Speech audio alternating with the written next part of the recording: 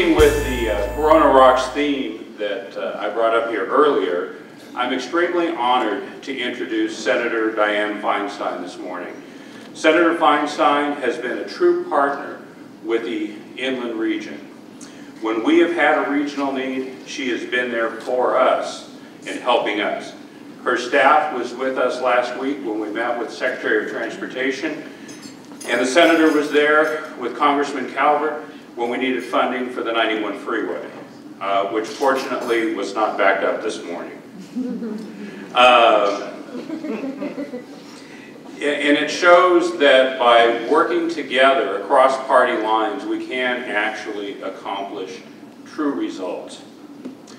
To show her commitment to businesses, the Senator has been spending time with different businesses here in the region. She's been listening to the owners, listening to the managers, to learn what she can do to help spike the business in California, and especially in the inland region. We're very honored to have the Senator visit us today, and please help me welcome someone who's not only run a city, and she knows what it takes to actually meet a payroll and run a business as well. Help me welcome Senator Diane Feinstein.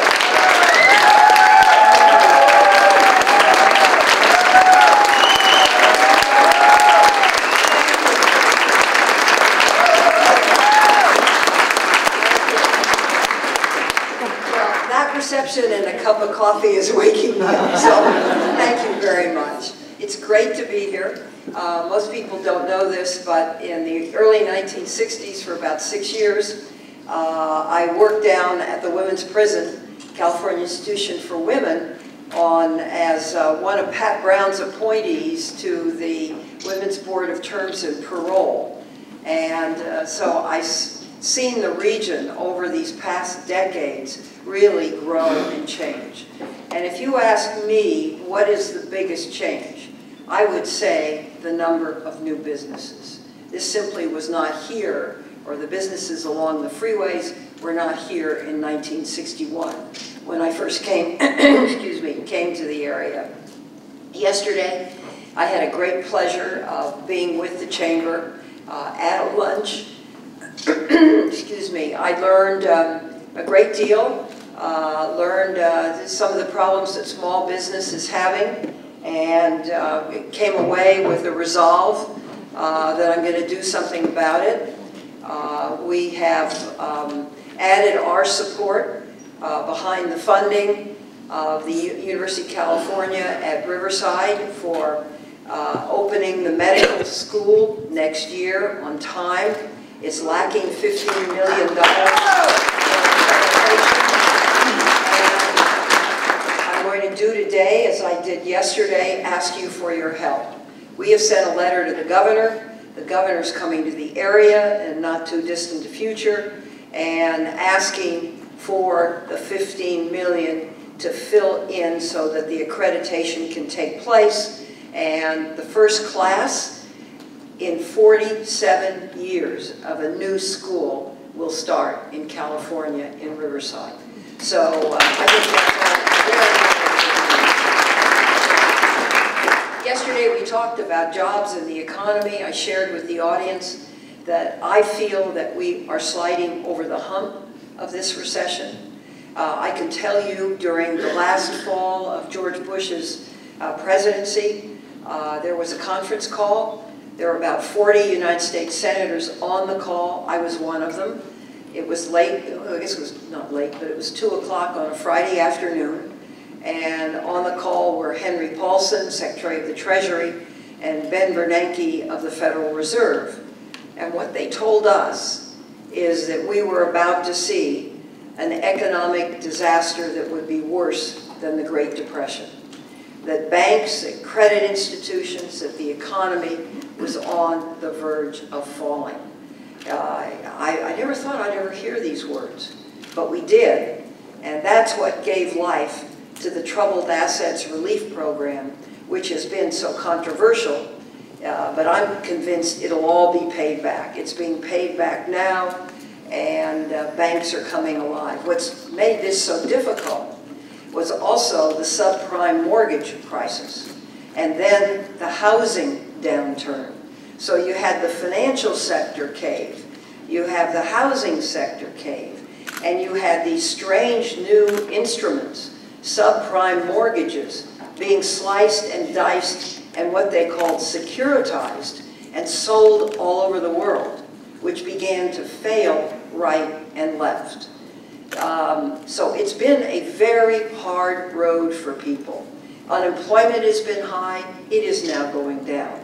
Even in Riverside, unemployment is dropping.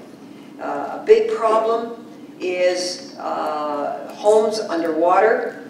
In this county, about 45% of the homes are underwater, and that's very difficult.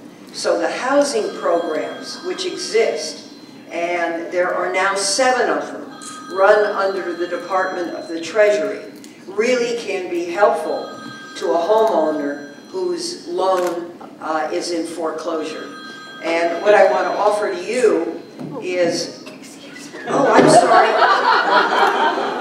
Oh, it's a cell phone. That's all right. Better you than me. I apologize. What I want to offer you is I have a very skilled staff in our San Francisco office that right now I think is doing nothing but this. And through the comptroller, they are actually able to find some modifications. And then when there really is a worthy story, I write a letter to the CEO of the bank that holds the loan and urge a modification and lay out all the particulars. So we can be of help in that way.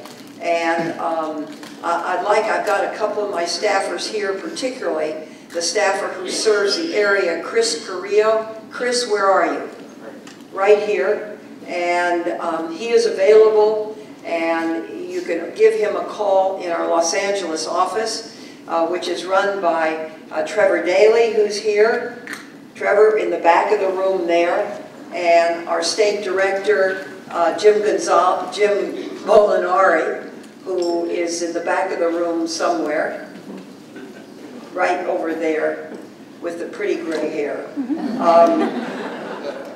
So I'm just delighted to be here. I'm going on to another event now, but I want you to know that over the 20 years, I've learned a lot. And one of the things I've learned, and I ended with this yesterday, and I want to end with it again today, how really privileged we are to be Americans with this Constitution and this democracy. But it's a subtle democracy, and it depends on something, and it depends on an enlightened electorate, an electorate that's willing to take the time to understand the issues, to vote. And as you know, there is a lot of gridlock in the Congress. And I want to explain to you how this happens.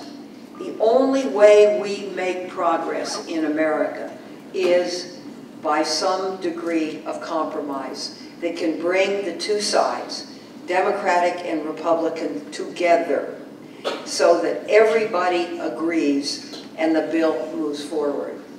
I'm listening to a lot of campaign rhetoric right now. But I also know that to get anything through the Senate, and most presidents have to get their legislation through the Senate or it doesn't go anywhere. I hear people saying, I'm going to do this and I'm going to do that. They can only do it with the Congress. You have to have that element and be willing to compromise. And the more people are elected, whom I call outliers, who don't care, they're one-issue people, and they don't care if the whole government comes down. And ladies and gentlemen, this happened once before. The government began to shut down, and Social Security began to shut down. You should have seen what happened. No one liked it, and it redounded very badly at that time on the House of Representatives. So I believe that when you go to the ballot box, wherever it is, and Ken Calvert is one who understands this and who understands that you got to work with others to solve a problem. And I do as well. And so I've been just delighted to be able to work with people in this great county. And I want you to know that I intend to be there in the future, and we are ready for the challenges. So thank you very much, and it's great to have a few minutes with you this morning. Thank you.